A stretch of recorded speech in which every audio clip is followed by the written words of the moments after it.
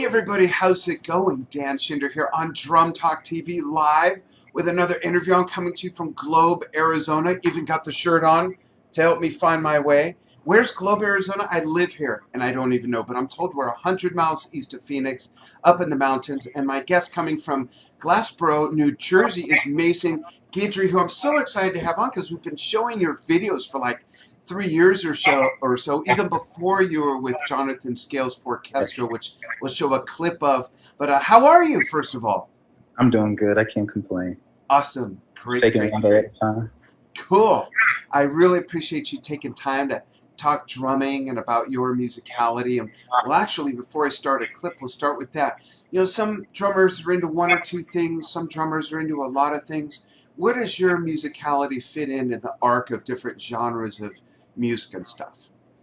Um, for me, I think that ultimately, my my belief is that I feel like musicality is something. Well, first of all, I think music is a creative outlet, just like painting pictures is, just like Bob Ross, just like any other any other occupation out there that is considered an art. Right.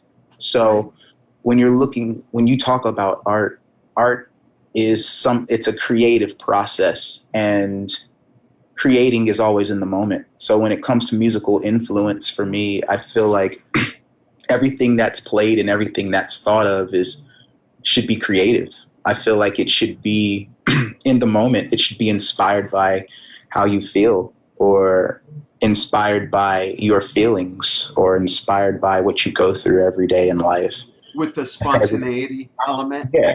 I mean, because when you're living in the moment, that's the ultimate creation. Like of course you can perceive creating something, or you can plan creating something, but then when you create it, it's just like, I just feel like creation should be in the moment. And for me, that's kind of what, it's kind of a habit that I usually practice. So when I'm playing, or when I'm doing music, or anything that takes a creative thought, or something that's just that causes me to put my creativity into something that I do, I really just try to be in the moment. I don't try to premeditate things, because then creating becomes stale. I feel like creation should be something that's beautiful and appreciated in the moment, versus something that's like pre-canned and then put on the shelf so that you can buy. So then when you open up the can of creativity, it's like, okay, you got creativity that's been sitting in this can for 3 years. It's not, I mean, it's creative, but it's like, it's not in the moment. You know what I mean? Gotcha, I do. So is this tied to your love for jazz by any chance? Being that jazz has so much improvisational elements to it. At least it started out that way. hmm yeah. I mean, and those are kind of like my building blocks. So Hmm. if I am a product of that, then that's definitely a mentality that I'm used to. So, having that mentality of perfect freedom, and being able to be honest about what I play, when I play it, and how I play it, um, that it's kind of cool, because from my perspective, it's one of those things, that I usually like to say, when you're true to yourself, you can be held accountable. Yes. There's so many people who are probably inspired by so many different things, and they become a carbon copy of what inspires them, instead of taking from what inspires them to create themselves. Um, Agreed. Yeah. and it's just like, there's so many people who live their entire lives without knowing who they are, because their method of creating is so contingent upon the influence of something or someone else, versus understanding your creative mind and being honest about what you have to say, versus something that you can easily rip off of someone else. Yeah.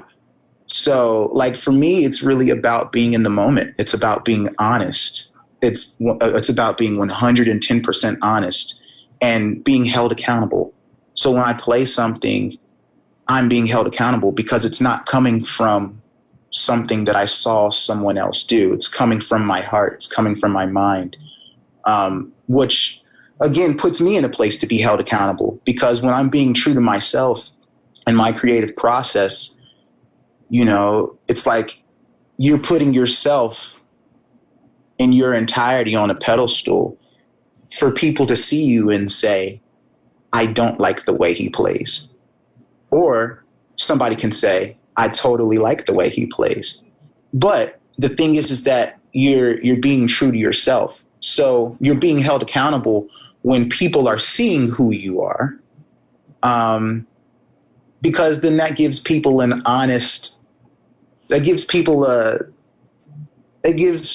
allows people to jump to any conclusion that they choose to. And I think that's what growth is about. It's not, okay, here, this is funny.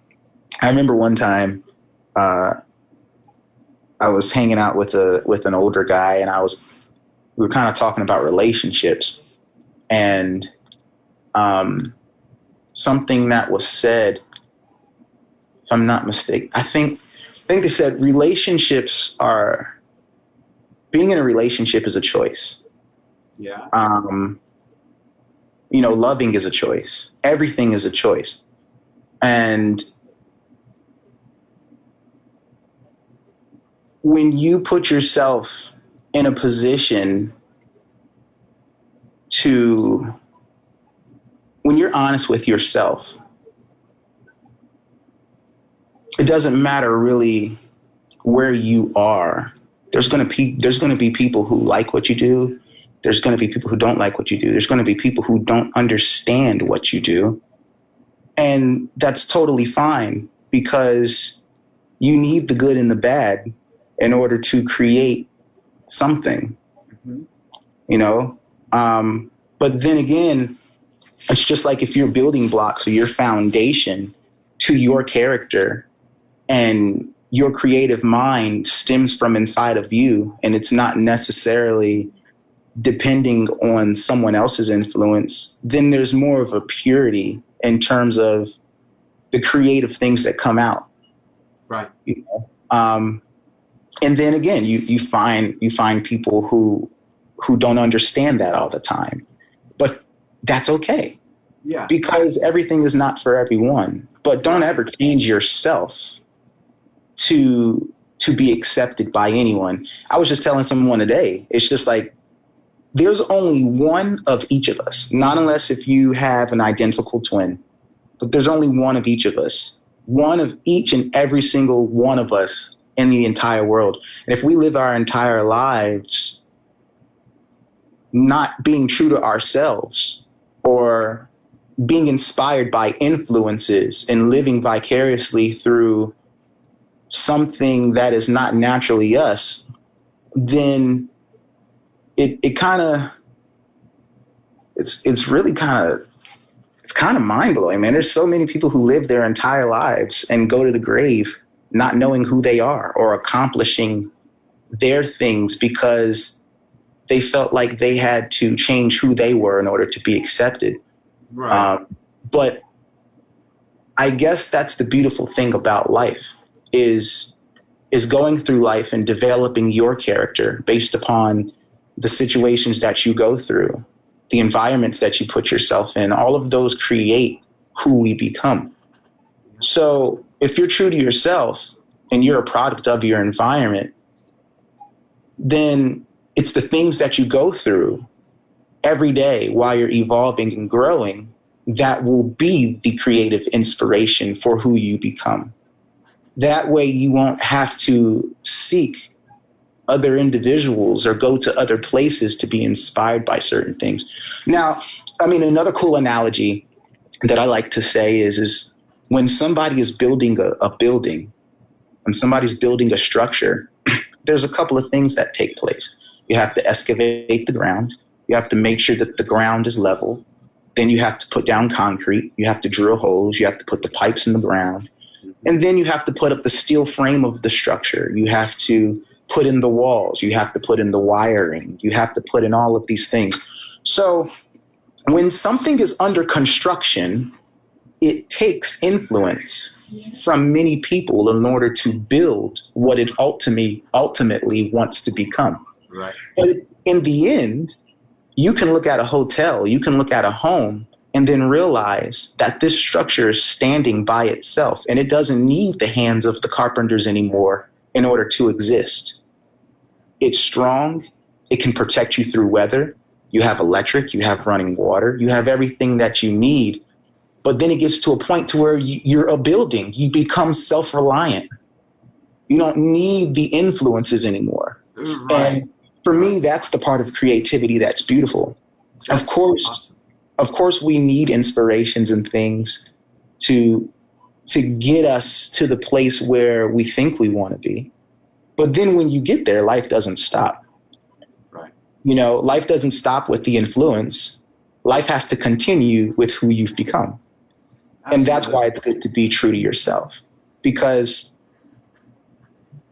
I don't know, man. It's just a beautiful thing to me. It's a beautiful place to be. It's very inspiring. That's a thought every day that just pushes me in the right direction. That's awesome. I want to show everybody your drumming, and the first clip I'm going to show is of you with Elon and Jonathan in Jonathan Scales Fourchestra. Folks, check this out and let us know if you have questions for Mason. Tell us where you're watching from. I'll give some shout outs after this clip, but check this out. Talk about inspiration. Check this out. Did I mention that yet?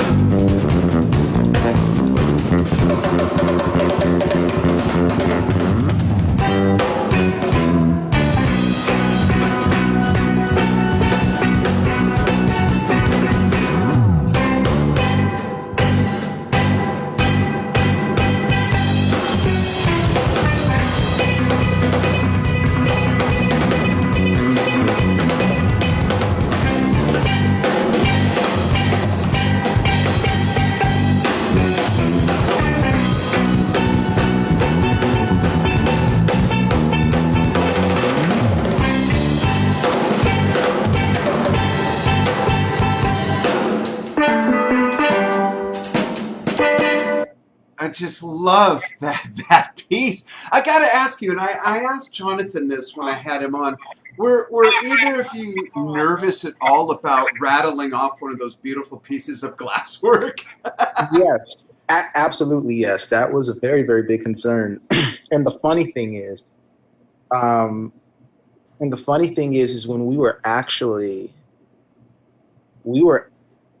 I think it was actually the trap Um, and we counted off the song. And as soon as we counted off the song, there was a big glass vase. And I should mention, that's the song I played, The Trap. Yes. And right when we were counting off the song, there was a huge glass bowl, vase type thing that was sitting right near the drums. And it was in a place to where I couldn't get to it fast enough. And it was in a place to where Jonathan, or like nobody could get to it fast enough. And we had this feeling the whole entire time that the vibration or something would cause something to fall. So we were definitely conscious of that. But we counted off the song, and there was this vase that was like $700, and it fell. Oh! It fell off of this counter that was like right near the drums. It was like in between Jonathan's pans and the drums. Jonathan counted off the song, and the vase, now it wasn't high off the ground either. The vase was kind of like maybe, I don't know, maybe like 2 or 3 feet. And it began to fall. And I don't know how Jonathan did this to this day. I don't know how he did it, but he dropped his pan mallets and ran and caught that vase about an inch off the ground. He time warped. Like, he was not about to let that happen. And there was nothing I could do because it happened so fast. And the camera crew, everybody stopped and just looked at Jonathan like, how did you do that? Incredible. Wow. Yeah, that was the thing. That's funny. I appreciate you sharing that because he did not mention that in his interview. Yeah, that was the thing. You and Elon really, I mean, there's a serious musical marriage here. I mean, obviously the three of you, but when we break anything down to bass and drums, it either really works or it and you guys really work well together. Did that come about naturally between the two of you? And he's such a great bass player too. Yeah, Elon's insane. Well, I guess it is natural in the sense that when we met each other, our bond and our music relationship is something that had to grow. And I can't think of there's like only a few bass players, man, but Elon is like one of them for me. There's just a chemistry. There's definitely a sound. And that took a very, very long time. Not like a crazy long time, but there were definitely some trials and tribulations, through developing those sounds, you know. How much of it was discussion versus just playing through it and letting it happening and realizing, okay, that one, you know, and how much of it was like, okay, let's talk about this?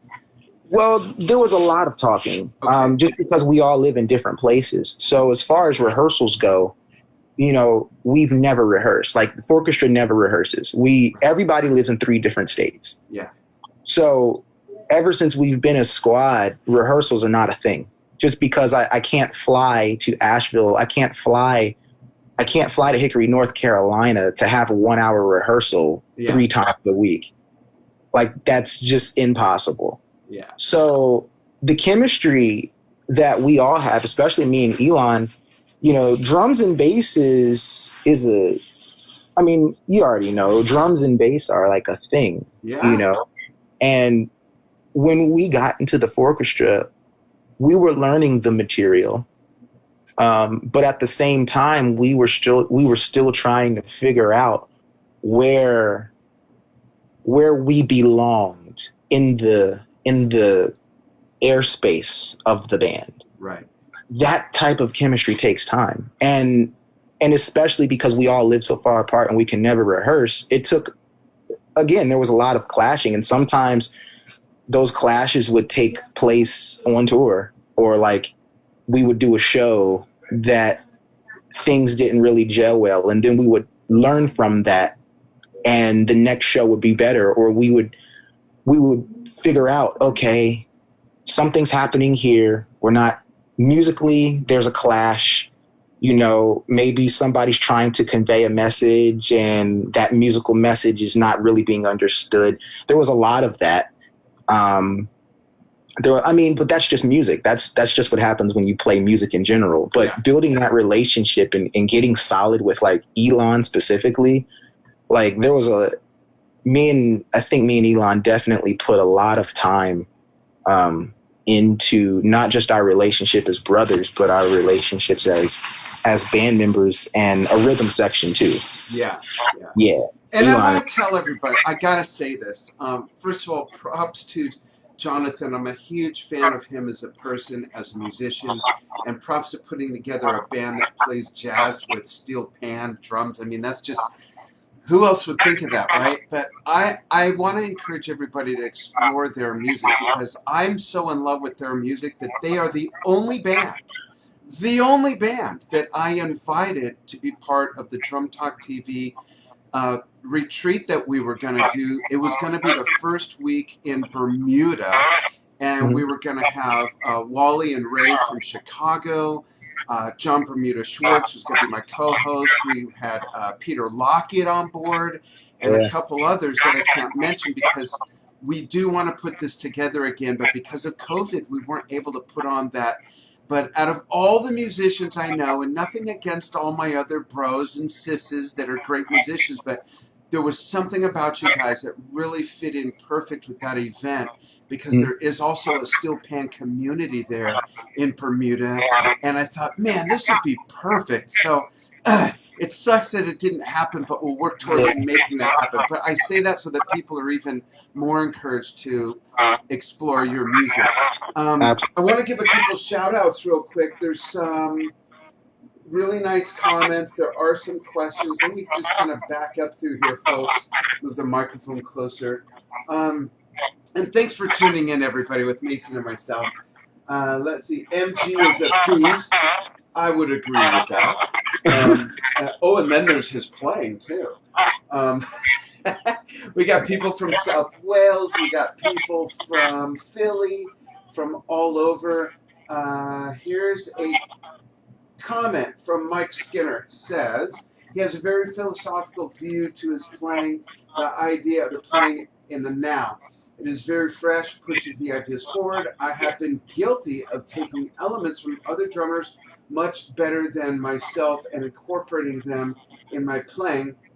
It's an inspirational point of view to leave some of these in the past, but still make some of them, put your own flavor into them and color into them.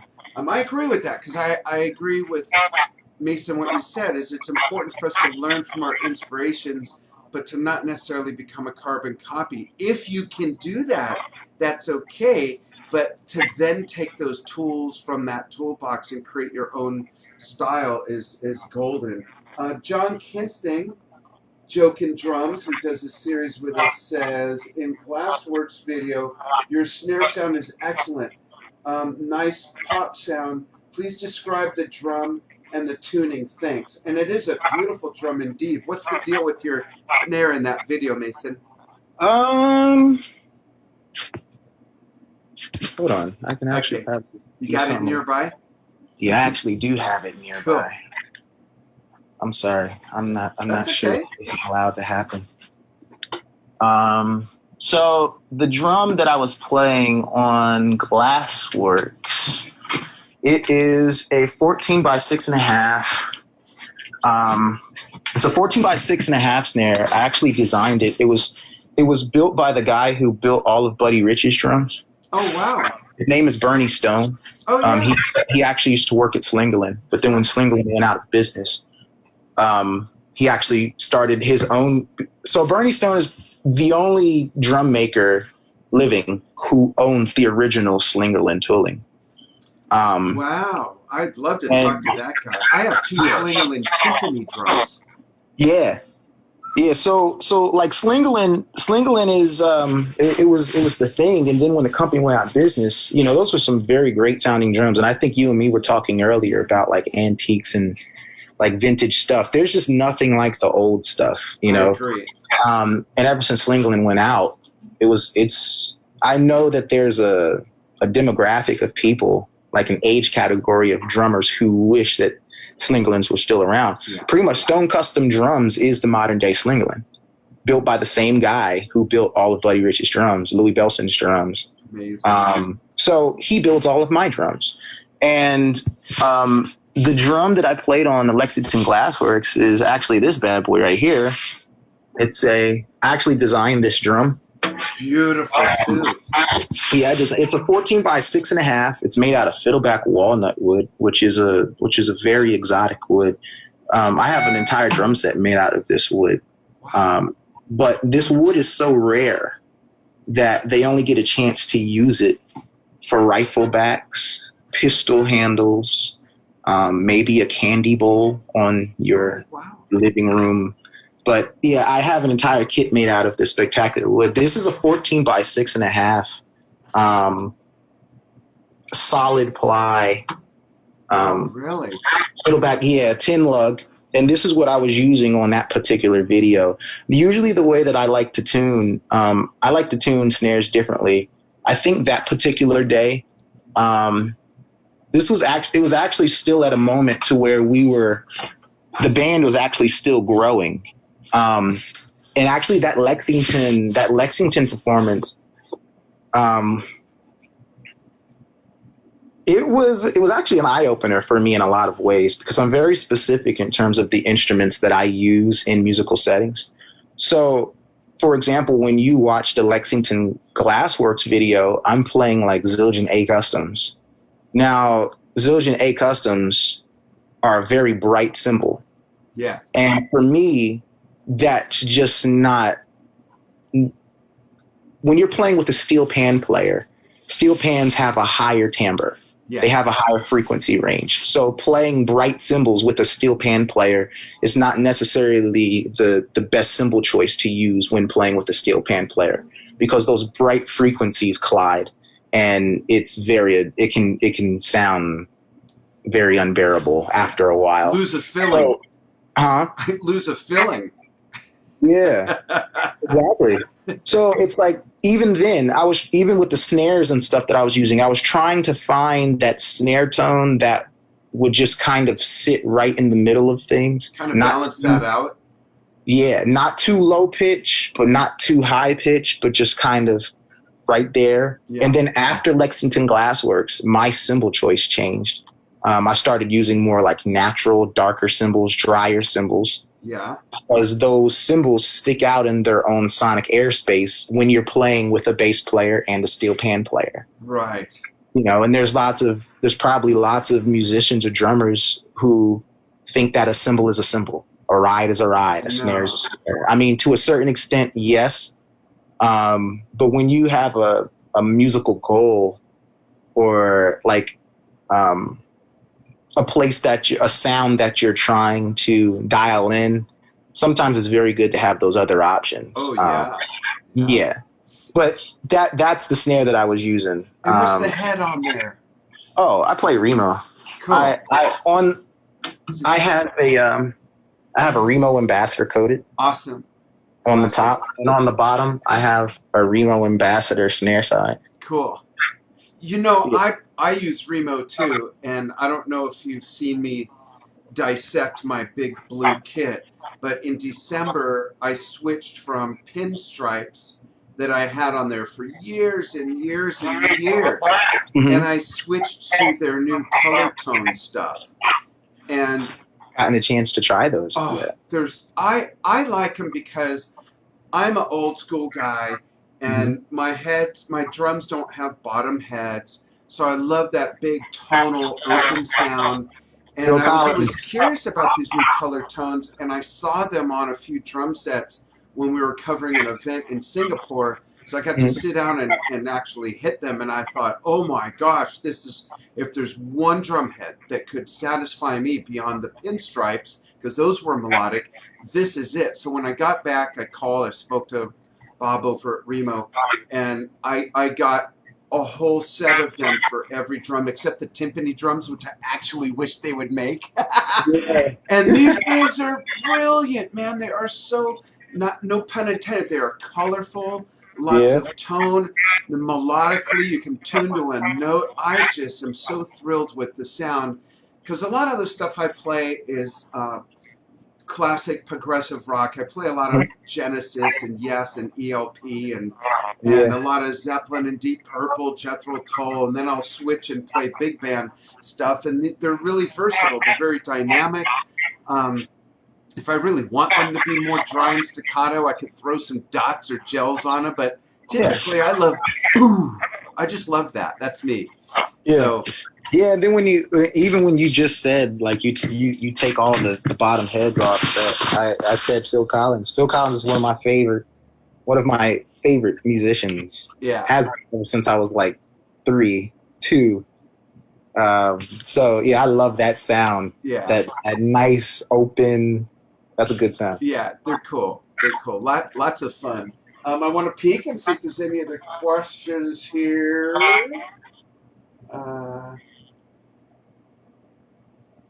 Let's put this other solo on because John Kinsting is making a reference to the phosphorus symbols on the solo in the studio that we posted earlier today. So for those that didn't see that, now you're going to see Mason without a backup band.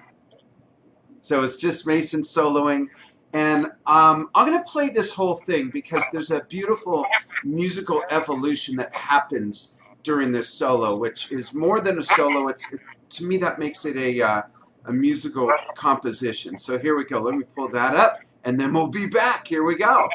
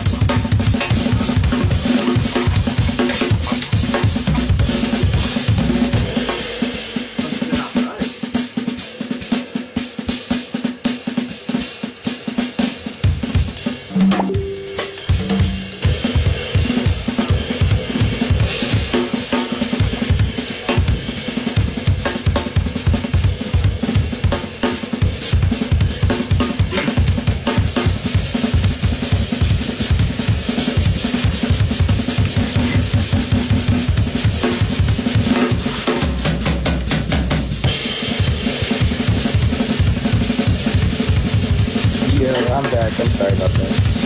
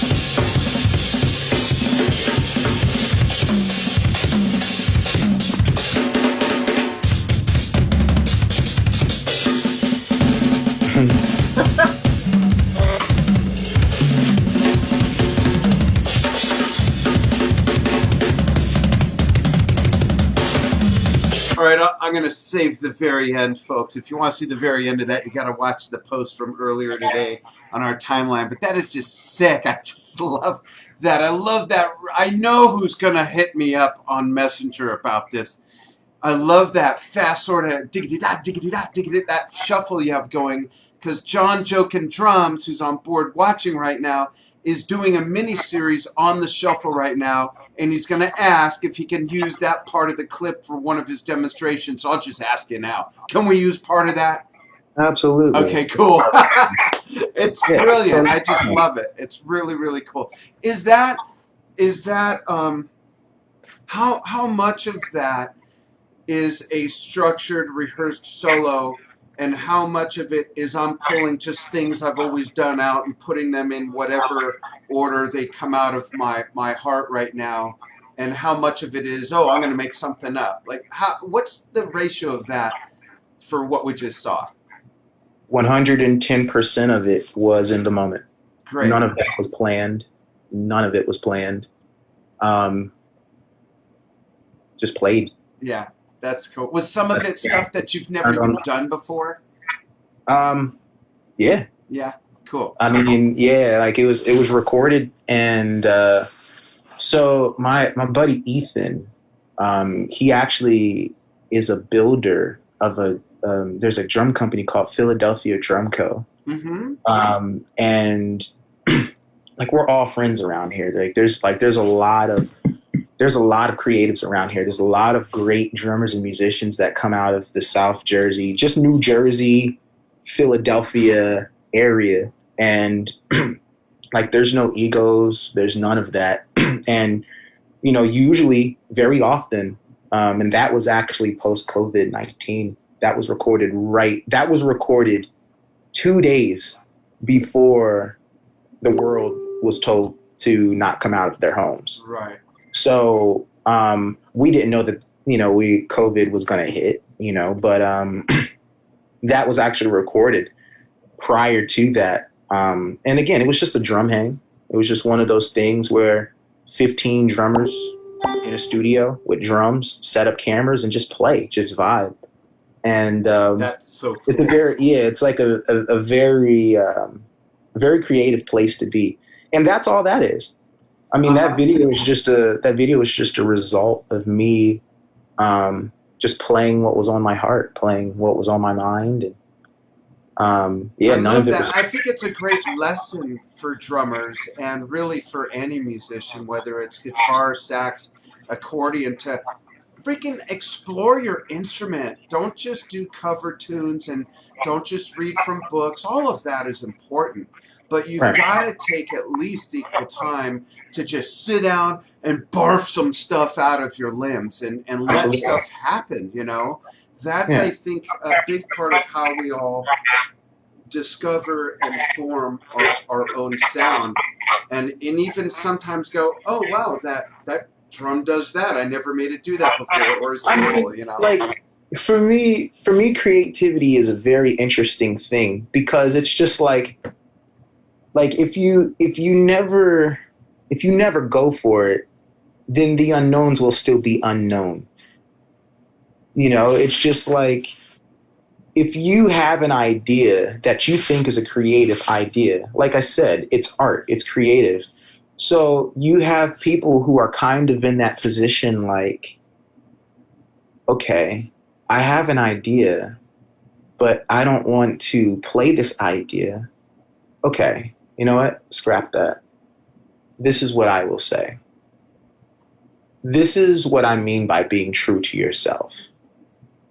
Because the more you tell yourself you can't, then you won't. For me, it's all about mentality.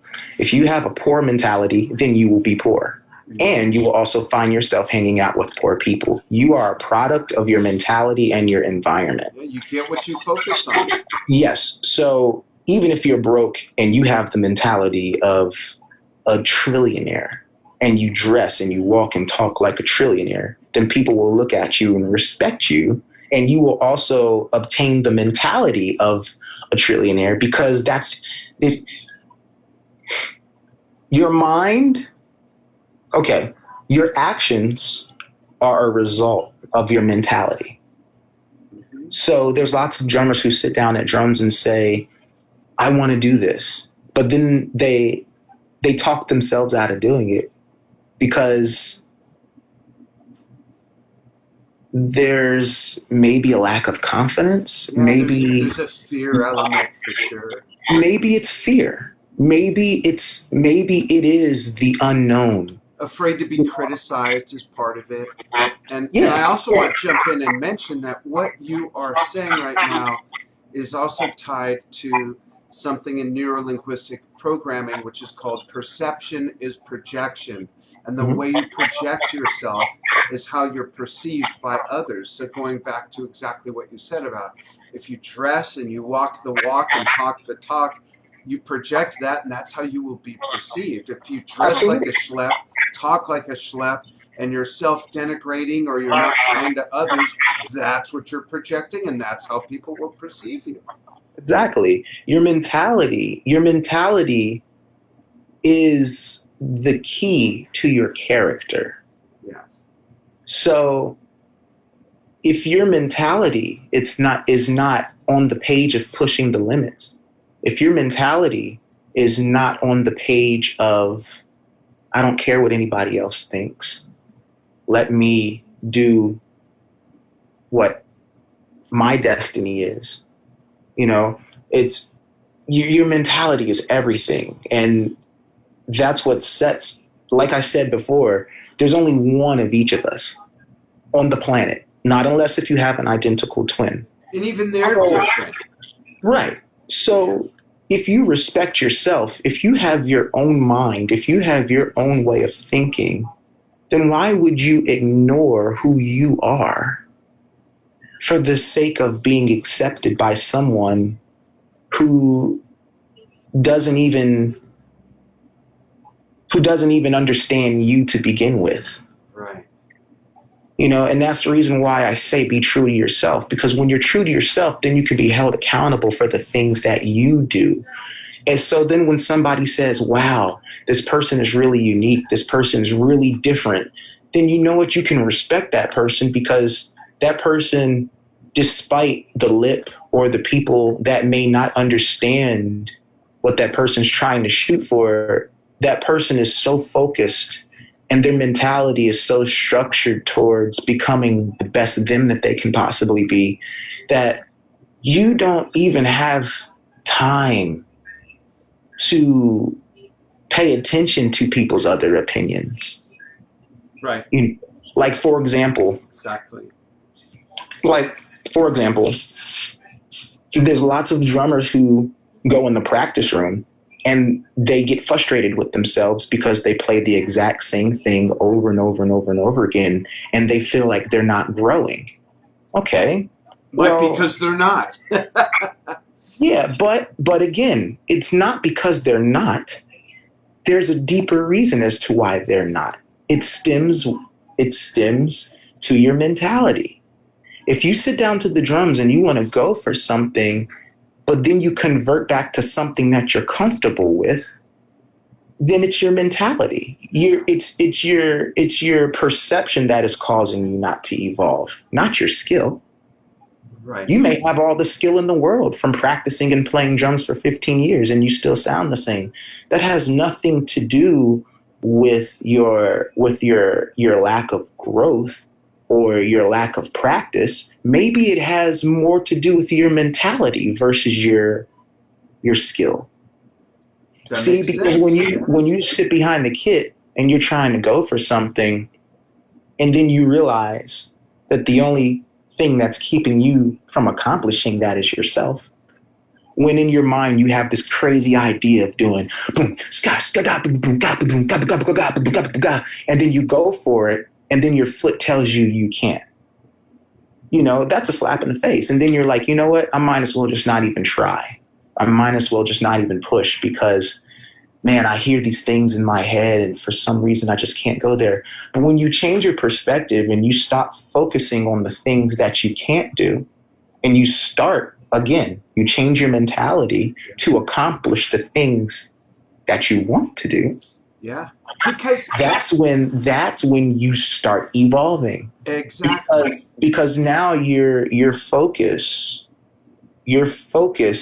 is on creating and growing. Your focus, okay, just like when you go through a situation, okay, we're all human. It's all about what you put your energy into. There's 1,000 things that can happen in a day. Good things can happen and bad things can happen. I'm literally like, it's not a good time. I'm sorry. There's like, even when you go through your day, there's good things that happen and there's bad things that happen. Okay. Now, what you put your energy into determines your mentality. You can focus on the bad things and then you can be a very bitter and angry person, or you can put your energy into positive things and be grateful. Yes. So it's about your mentality. You know what I mean? Yeah, absolutely. And you know, I just want to, there's a couple of things I want to say about that. And this is tied to music, folks. It really is. Everybody has something to be grateful for. I don't care how bad you think you have it or want to believe you have it or how much attached you are to the negativity you've decided to surround yourself with, but there's always something to be grateful for. And when it comes to, like, when Mason is saying, you know, I want to do, and then your foot says no. You can get to that the same way you got to boom, ka boom boom, ka boom boom boom. You get there the same way. You just got to train your limbs, your nerves, your muscle memory. You got to put in the time. It's the same thing. It just might be a longer process. It might be a more inventive process. It might be more of a process of exploring. But either way, Mason, you're right. It really comes down to believing. That's what it comes down to. It really comes down to believing. Are you recording, you know, being that we're all on lockdown, sounds like a prison term. Lockdown. Are you, I learned that from a friend. I really don't know what I'm talking about. Are you recording, doing file sharing, session work with anybody? And are you, Jonathan and Elon, working on new stuff now? I guess the real question is, what can we look forward to? Are you working on something that you can talk about yet?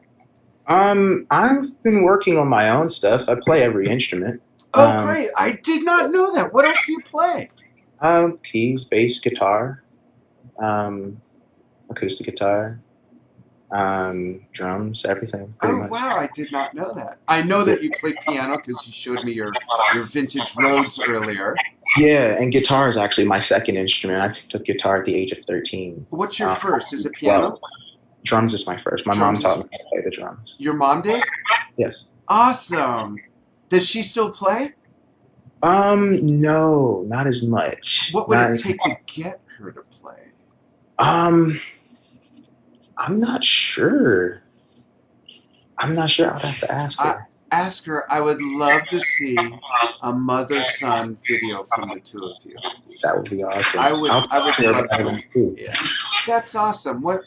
That's so cool. My parents were not musicians, but my dad played guitar. I know that doesn't make any sense. My dad fooled around with guitar.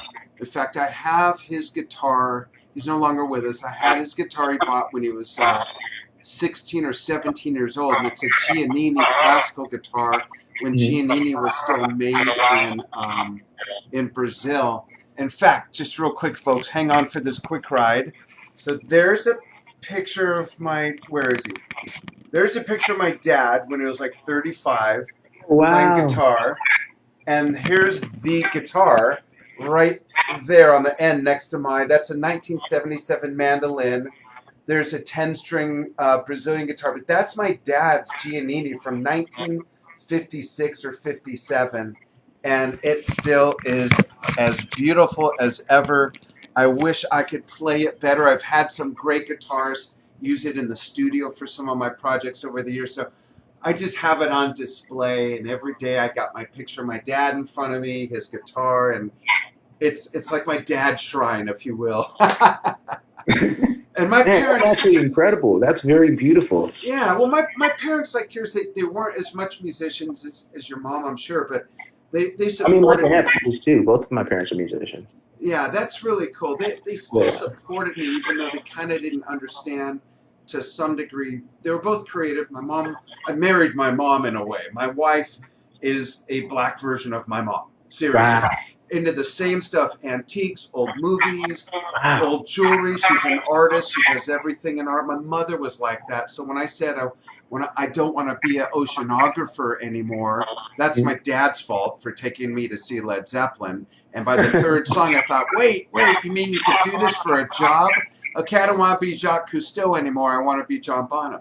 And as disappointed as she was, because my first initials are DR for doctor, she was sure I'd grow up and be a doctor of some sort. Yeah. She, a year later, found me my first audition for what became my first tour around the United States playing drums. I was 15 years old. So they were very supportive, and it's wonderful to talk to someone like you that comes from that sort of upbringing where your mom taught you drums and all of that. That's cool. How about you folks listening? Did you have support from your parents, whether you're watching, listening while you're doing something else? I'd love for you to all chime in and say who backed you, and give a shout out to someone who backs you now. If your parents are no longer with you, or if they are, go ahead and tag them and say, thanks, Mom, thanks, Dad. It's really important that they know.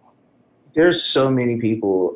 My parents still support what I do. They're both alive and well. Great. There's just so many people, man, who put their hands in my life and really, really believed in me, no matter what I wanted to do. Lots of people don't know this either, but like I've always done music, but even before that, for some reason, I've always been into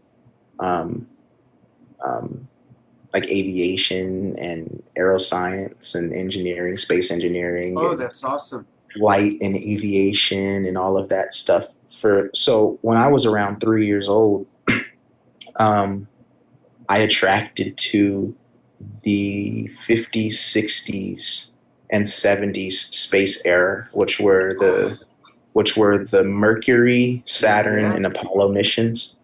And as I got older, I realized that they weren't launching space capsules anymore. And even during that time, like my parents were super supportive. And then when I found out that most of the astronauts that they were sending up there during that time, most of them were military fighter pilots. So then when I found out at like the age of 5 that, the space, like the capsule days were over, I kind of wanted to be a fighter pilot. So I kind of started studying aviation and, doing the things that it took to become a fighter pilot. Cool. And even during that time, like I still did music, I still played, and my parents supported me even through that. And then one day I just kind of woke up and I'm like, you know what?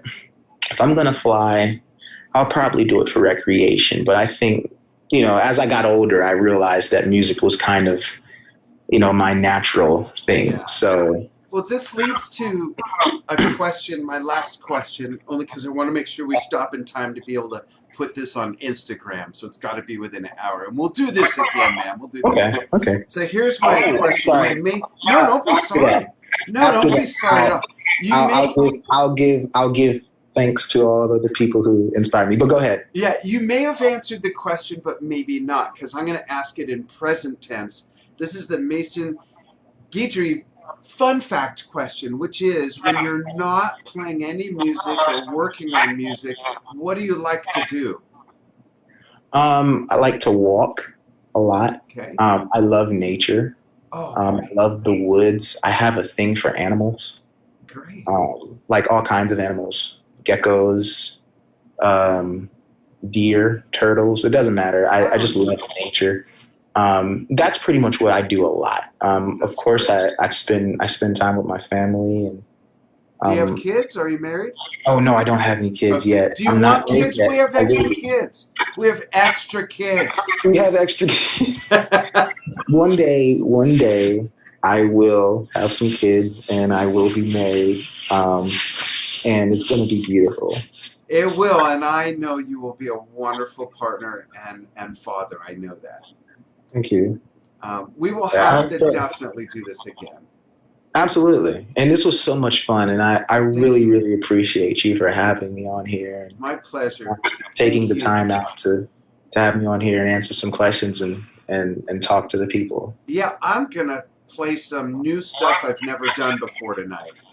I mean, you've Uh, inspired me to just not put on any of the stuff I normally play to and just blah and just let it out. And I might even do it live on Drum Talk TV because I'm not scared like that. You know what I mean? I will pull stuff out of my butt I haven't even listened to in 30 years and go, I think I remember it. Let's put it on. And I'll play it on our live show. So I think I'm going to go and just get creative and do a solo and mix up some grooves and play some stuff that I've never told my body to do and see what happens. Yeah, that's the best way. I think something else you should do is you should just really record it. And Yeah. honestly, there's been times, man, where I've sat behind the kit and I literally just say, whatever my hand wherever my hands go, whatever my feet do, whatever comes out just comes out. I don't There's do that enough. I got to do that tonight for sure. And honestly, that's the place to be all the time. Yeah. You know, because you just never know what your limit is. And then you discover things and then you're like, wow, I never knew this was inside of me. You know what I mean? And it all just comes out in a very creative way. Yeah, there's some people that joined us late. Folks, I need to say goodbye only so that we're within 60 minutes and we can put this on our Instagram channel. But I encourage you all, rewind to the beginning. This archives on the Drum Talk TV Facebook page. We'll put it on YouTube, Vimeo, our Instagram channel. There's so much great takeaways from this. And Mason, thanks for taking time. Hang out for a moment because I got to bring my wife in to show her your couch. Okay. Thanks, everybody. We will see you again real soon. And Mason, thanks so much. Bye, everybody. You're welcome. Thank you. Have a good one, everybody.